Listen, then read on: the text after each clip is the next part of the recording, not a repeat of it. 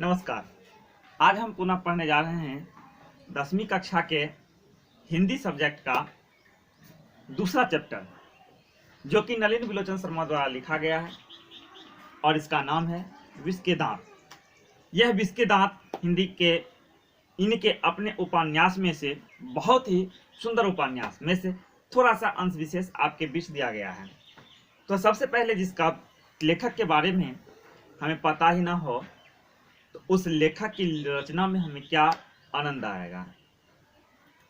आप जानते होंगे अंग्रेजी के सबसे बड़े उपन्यास थे शेक्सपियर। शेक्सपियर का मानना था कि जिस विषय के बारे में जिस भाषा के बारे में हमें जानकारी ना हो, उस भाषा के साहित्य को पढ़ने में हमें आनंद नहीं आता।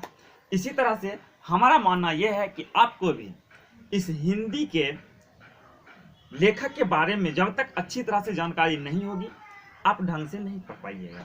तो आइए सबसे पहले हम जानते हैं इस प्रख्यात लेखक के बारे में, जिनके पांडित्य का प्रभाव, जिनके ज्ञान का दीपक समस्त प्रांत में व्याप्त है। वो है हमारे नलिन विलोचन शर्मा जी, जिनका जन्म 18 फरवरी 1916 ईस्वी 18 फरवरी 1916 ईस्वी को हमारे ही अपने राज्य बिहार के पटना जिले बदरघाट में हुआ था। इनके पिताजी महामहोपाध्याय पंडित श्री रामावतार शर्मा जी थे और इनकी माता का नाम श्रीमती रत्नावती देवी था। नलिन विलोचन शर्मा जी के जीवन पर उनके पिता के पांडित्य का प्रभाव बहुत ही गहरा पड़ा। उनके पिता संस्कृत के बहुत ही बड़े विद्वान थे। परिणाम यह कि नलिन विलोचन शर्मा जी उस समय हमारे धर्मशास्त्र के गीता जैसे जटिल विषयों को मात्र 7 वर्ष की आयु में, जब नलिन विलोचन शर्मा जी 7 वर्ष के थे, उस समय उन्होंने गीता का हर एक श्लोक कंठाग्र कर लिया, अर्थात अपने आप में उसे स्थान दे दी, उसे लाइन बाय लाइन याद कर लिया। वे अपने माता पिता के प्रथम संतति थे, सबसे बड़े पुत्र थे। उनकी सोच, उनकी साधना प्रगतिशील थी, दृष्टि नवीन। वे कविता, कहानी, इन सबों के साथ साथ एक सुंदर आलोचक भी थे। उनकी प्रारंभिक शिक्षा तो पटना के कॉलेजिएट स्कूल में हुए। उसके बाद उच्च शिक्षा हिंदी और संस्कृत से जो उन्होंने एमए किया, वो पटना विश्वविद्यालय से किया। उसके बाद वे एक अध्यापक के रूप में आरा के हरप्रसाद जैन कॉलेज में हिंदी के प्राध्यापक के रूप में योगदान लिया और वहां से उनका ट्रांसफर, फिर उस समय हमारे बिहार और झारखंड का विभाजन नहीं हुआ था, इस कारण से उनका ट्रांसफर रांची विश्वविद्यालय कर दिया गया। रांची विश्वविद्यालय में जाकर के वे संस्कृत के बहुत सारे विद्वानों के संपर्क में आए। इनकी अभिरुचि संस्कृत से हिंदी में आई और हिंदी से संस्कृत में गई। इस तरह से वे फिर पुनः जब लौट करके आए तो पटना के ही पटना विश्वविद्यालय में हिंदी विभाग के विभागाध्यक्ष बने और ये तब तक हिंदी विभाग के विभागाध्यक्ष रहे जब तक उनकी मृत्यु नहीं हुई। इनकी मृत्यु 47 वर्ष की उम्र में 12 सितंबर 1961 ईस्वी में हुआ। तब तक ये बिहार के पटना विश्वविद्यालय में हिंदी विभाग के विभागाध्यक्ष रहे। इनकी जो प्रमुख रचनाएं हैं, जो साहित्य रचना है, उनमें से दृष्टिकोण जो कि बहुत चर्चित हुआ, उसके बाद साहित्य का इतिहास दर्शन, मानदंड हिंदी उपन्यास थे। उसके बाद इसके अतिरिक्त जो है ये क्या कहते हैं कि इतिहास, विशेषतः प्रेमचंद, साहित्य का तत्व और आलोचना, ये इनके आलोचनात्मक ग्रंथ थे। उसके बाद मानदंड इनके और साहित्य का इतिहास दर्शन प्रमुख उपन्यास रहा।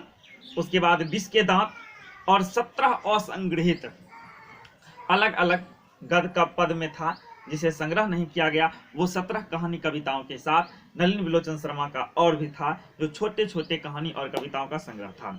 उसके बाद इनकी कहानी जो थी केसरी कुमार के साथ एक पद का इन्होंने रचना किया, जिसका बहुत ही विख्यात हुआ, वह था नेकन का प्रपद्य। इस तरह से सदल मिश्र के साथ भी इनकी रही, जो कि सदल मिश्र ग्रंथावली अयोध्या प्रसाद क्षत्रिय स्मारक ग्रंथ इन्हें उसके लिए प्राप्त हुआ था।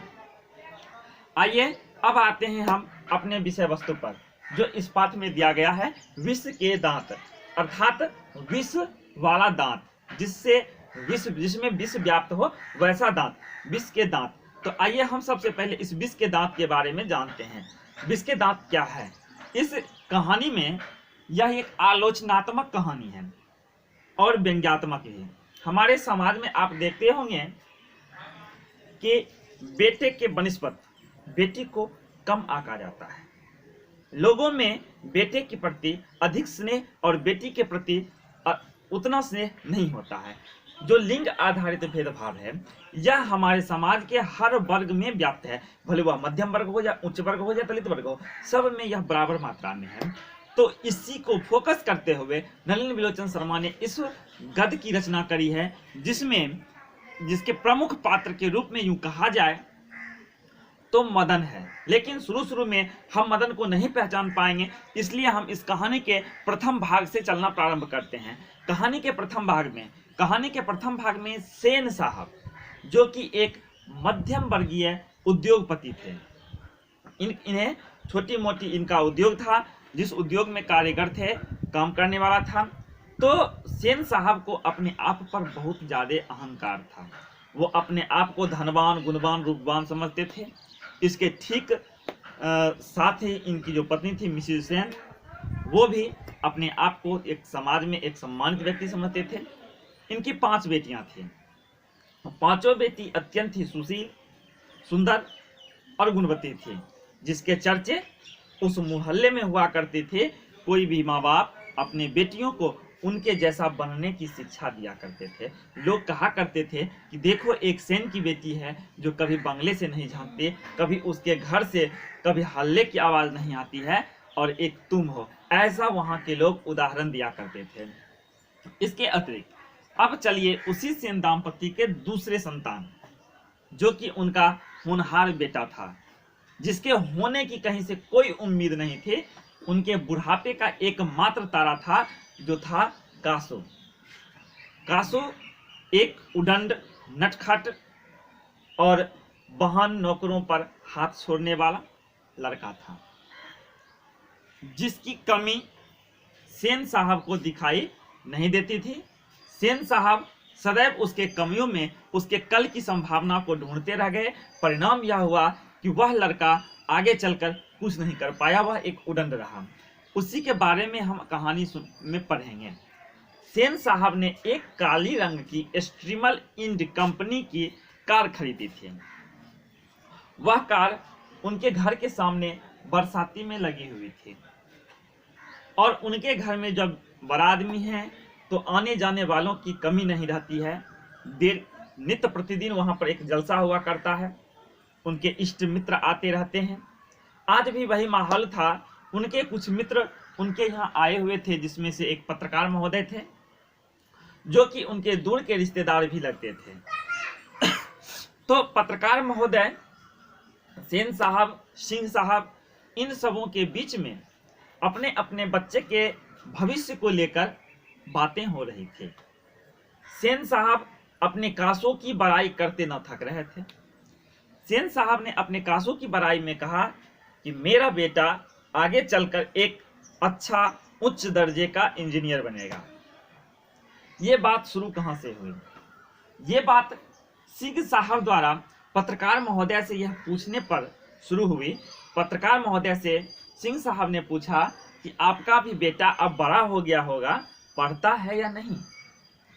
इसी पर सेन साहब ने उन्हें कहा था, और सिंह साहब ने यह भी कहा कि अब तो कासू को कीडन गार्डन यानी कि बच्चे के स्कूल में नामांकन भी करा दिया है। लेकिन भारत के लोग ये नहीं समझते कि किसको कैसा शिक्षा देनी चाहिए। इसके लिए मैंने अपने ही घर पर अपने कारखाने के मजदूरों को बुलाकर कासू को अलग से इंजीनियरिंग की शिक्षा देनी शुरू करी। सोच लीजिए, जिसके घर में ही कॉलेज हो, जिसके घर में ही विद्यालय हो, तो वो बच्चा कैसा पढ़ता होगा। वो तो वही जानता है कि पढ़ाने वाला ही जानेगा कि क्या पढ़ेगा क्या समझेगा।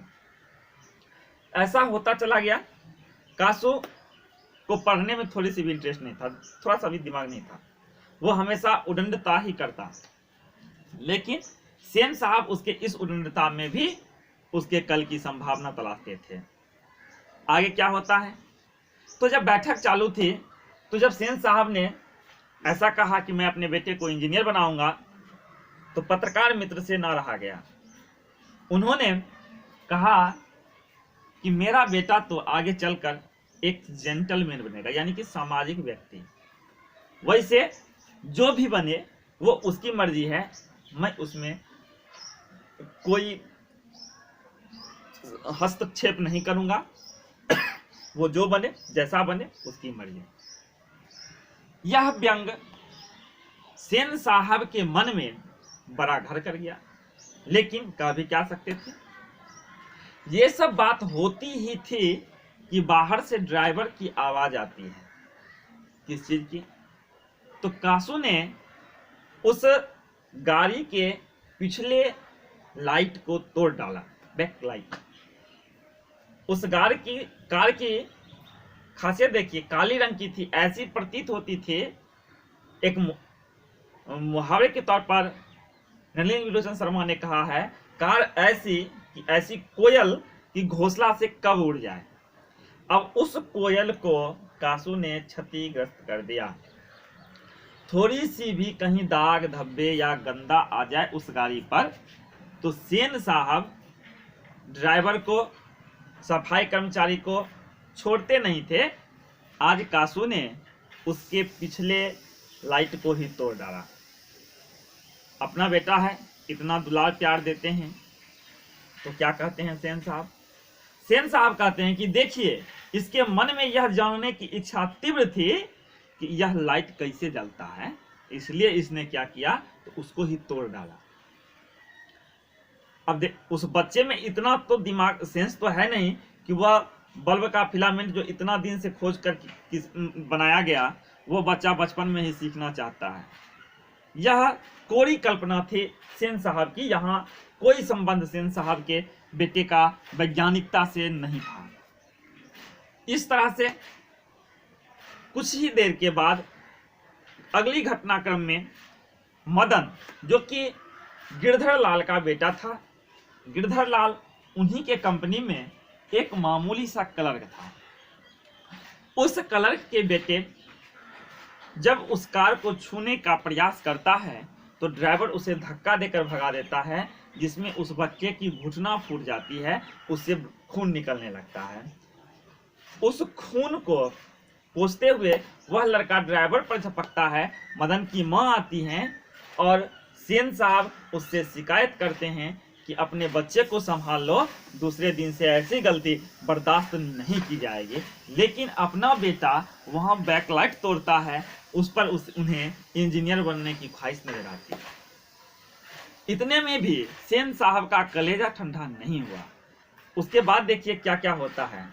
जब सभा संपन्न हुई, सभी अपने अपने घर जाने लगे, तो सिंह साहब के कार के पिछले और अगले क्रॉस में, एक दाहिने से पीछे तो बाएं से आगे, या बाएं से आगे तो दाहिने से पीछे, इस तरह से चक्के से हवा निकाल दी गई थी। सिंह साहब ने पहले देखा तो उन्हें आश्चर्य हुआ कि गाड़ी पंचर हो गई है।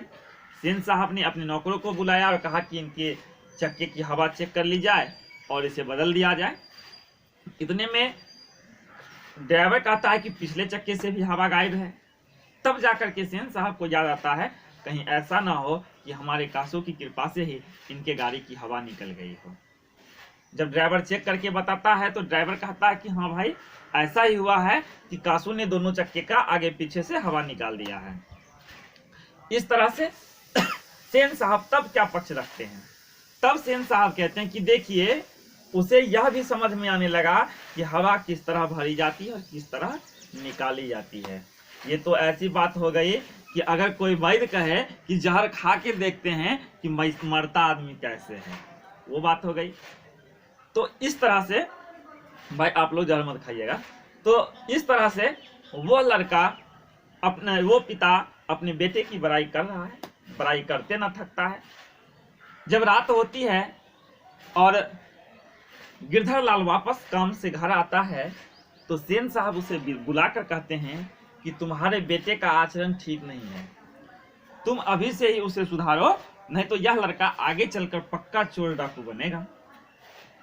गिरधर लाल घर जाता है और जमकर मदन की पिटाई कर देता है। अब मदन के रोने की आवाज से सेन साहब के सुंदर सेनागार गूंज उठते हैं, नींद में खलल उत्पन्न हो जाती है। मिसेस सेन को बहुत गुस्सा आता है, लेकिन सेन साहब पर कुछ बोल नहीं सकते, इसलिए वे भी कासू को ही मदन को ही निशाना बनाते हैं और मदन को ही कहते हैं कि किस तरह से कौवे की तरह कांव कांव करता है कुत्ते का बच्चा।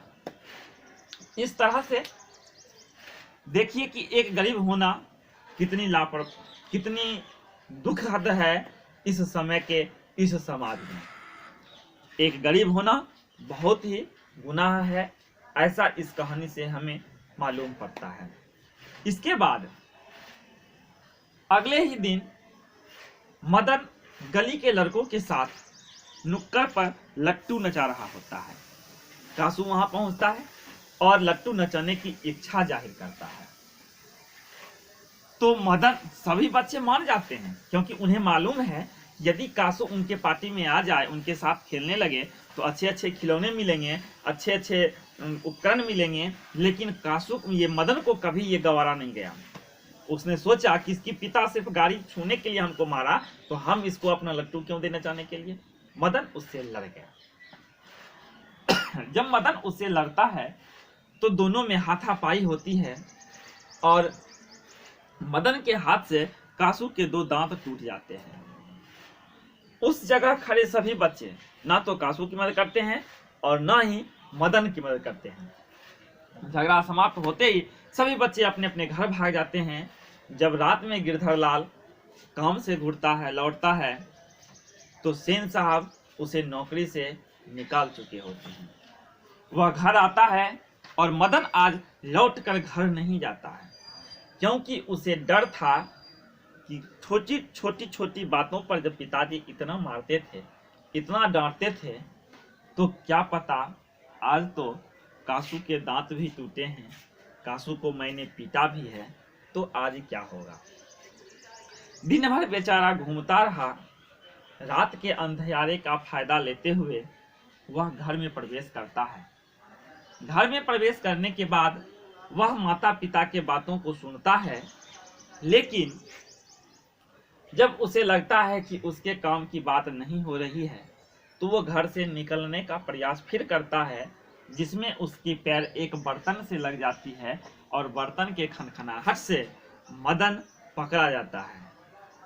अब तो वह हक्का बक्का रह जाता है कि अब आज क्या होगी, लेकिन होता है वह जो उसके इच्छा के जो उसके आशा के विपरीत होता है। उसे आशा थी कि आज जम के पिटाई होगी, लेकिन हुआ उल्टा। उसके पिता ने उसे गले से लगा लिया, उसे चूमने लगा। तब जाकर उसे अनुभूति हुआ कि आखिरकार हम हो क्या रहा है। वह सोचने लगा। उसके पिता ने कहा, शाबाश बेटे, जो तेरा बाप इतने वर्षों में ना कर पाया वो तुमने पल भर में ही कर डाला। यह कहते हुए उसे शाबाशी दी। अब कहने का मतलब यह है कि कोई पिता अपने ही बेटे को इस तरह से कोई गलत काम करने पर क्यों सम्मानित करेगा। प्रश्न यह उठता है कि इस कासू को पीटा था मदन ने, यह अच्छी बात नहीं है, फिर भी मदन को क्यों गले से लगाया गया। सेन साहब ने मदन के पिता को नौकरी से निकाली थी, फिर भी मदन खुश क्यों था। वो इसलिए कि मदन ने अपने स्वाभिमान की रक्षा के लिए उस कासू की दांत तोड़ी थी और सेन साहब ने अपने अहंकार बस गिरधर लाल को नौकरी से निकाला था। अहंकार और स्वाभिमान दोनों को एक तराजू पर नहीं रखा जा सकता।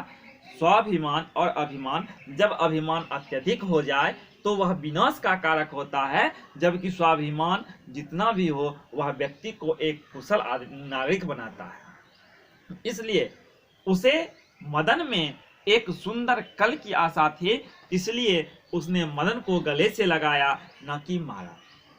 अब इस कहानी से आप समझ ही चुके होंगे कि अगर कोई गरीब का बच्चा कोई कार्य करता है तो वह दंडनीय होता है। क्या किसी कार्य को छूना भी अपराध है? क्या किसी की वस्तु को देखना भी अपराध है?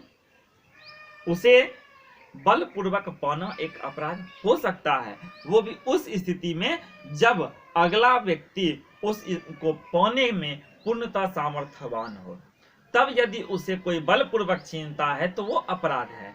लेकिन यदि बंदर के हाथ में मोती का माला लग जाए तो उससे छीनना कहीं भी अपराध नहीं माना जाएगा, क्योंकि उस बंदर के हाथ में उस मोती के माले की कोई कीमत नहीं होती। उसी प्रकार से जिस प्रकार से एक कुयोग्य राजा के राज्य में रहना, कुयोग्य राजा को राज सिंहासन प्रदान करना, वो भी, और उस राजा को सिंहासन से हटाना भी राजद्रोह नहीं माना जा सकता। इसी प्रकार से तो कासु मदन ने सिर्फ छूने की इच्छा जताई कि कैसी है कार, इस पर उसे दंड मिला, जो कि निरर्थक था। कहीं से यह तर्क संगत नहीं था कि किसी भी बच्चे को, बच्चों की मनोभिलाषा के लिए बच्चे बहुत चीज को, बच्चे तो भगवान को भी अपना समझ लेते हैं, उन्हें भी क्या उसके लिए धर्म के अनुकूल दंड नहीं दिया जाता है। अब देखिए, उसी घर में जो बच्चियां थे वो अगर सांस भी लेती थी तो अपने पिता के आदेश के अनुसार, यदि वह बोलती थी तो अपने पिता के आदेशानुसार।